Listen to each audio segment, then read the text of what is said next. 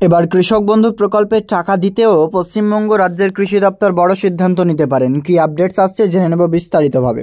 পশ্চিমবঙ্গ রাজ্য সরকার কৃষক বন্ধু নতুন প্রকল্পের মাধ্যমে চলতি 2024 সালে যে আপনারা জানেন টাকা দ্বিতীয় কিস্তির দেবে এবং তার জন্য যে প্রত্যেকটা স্কিমের যে একটা আপডেট আছে সেটা এবার কৃষক বন্ধুতে ফাইনাল চলে এসেছে।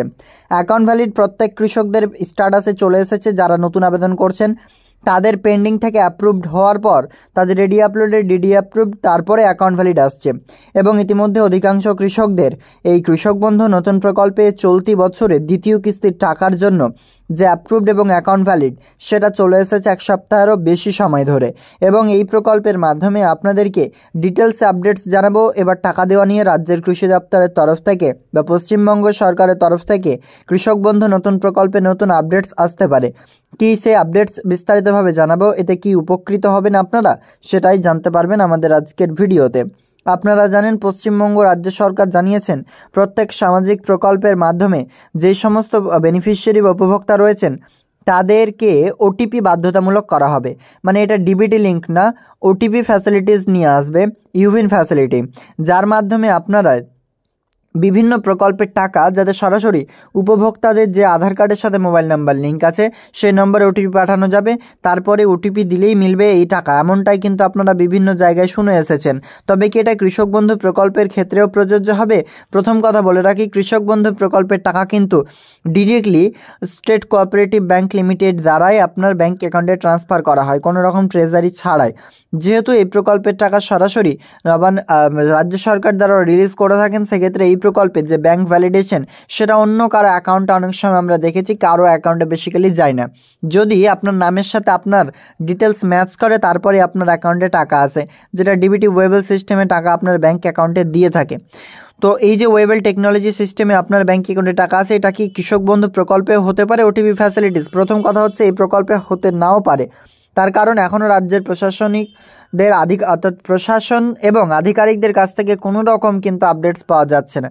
অ্যাডমিনিস্ট্রেশন এবং যে সমস্ত বেনিফিশিয়ারি রয়েছে তাদের মধ্যে যে একটা সংযোগ কি তৈরি করবেন সেই আপডেটস এখনও পর্যন্ত স্পষ্ট নয়। তবে হ্যাঁ, বিভিন্ন প্রকল্পে ওটিপি ফ্যাসিলিটিস নিয়ে আসছে।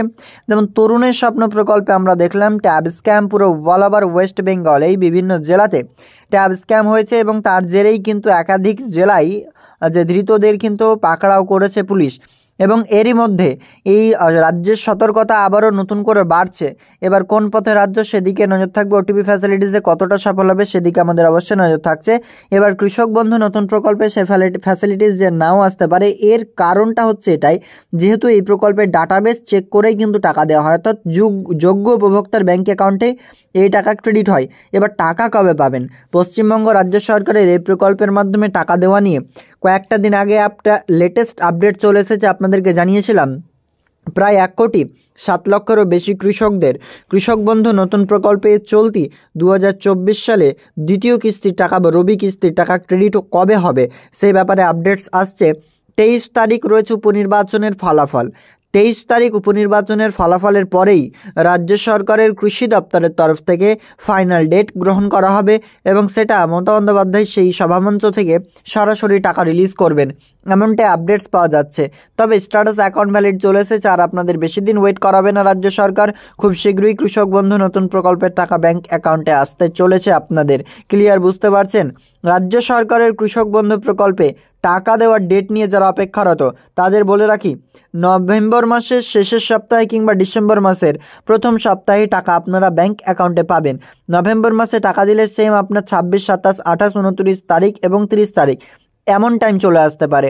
আর যদি না দেয় সেক্ষেত্রে ডিসেম্বর মাসের প্রথম সপ্তাহ 1 থেকে 7 তারিখের মধ্যে এই প্রকল্পের টাকা দেওয়ার সম্ভাবনা অনেকটাই রয়েছে, কারণ রাজ্যের কৃষি দপ্তর ইতিমধ্যে জানিয়ে দিয়েছেন, অর্থাৎ রাজ্যের কৃষিমন্ত্রী শোভনদেব চট্টোপাধ্যায় তিনি বলেছেন যেহেতু নির্বাচনী আচরণবিধি চলছিল সে কারণে এই প্রকল্পের টাকা 23 তারিখের পরেই দেওয়া হবে ব্যাংক অ্যাকাউন্টে নথিভুক্ত কৃষকদের।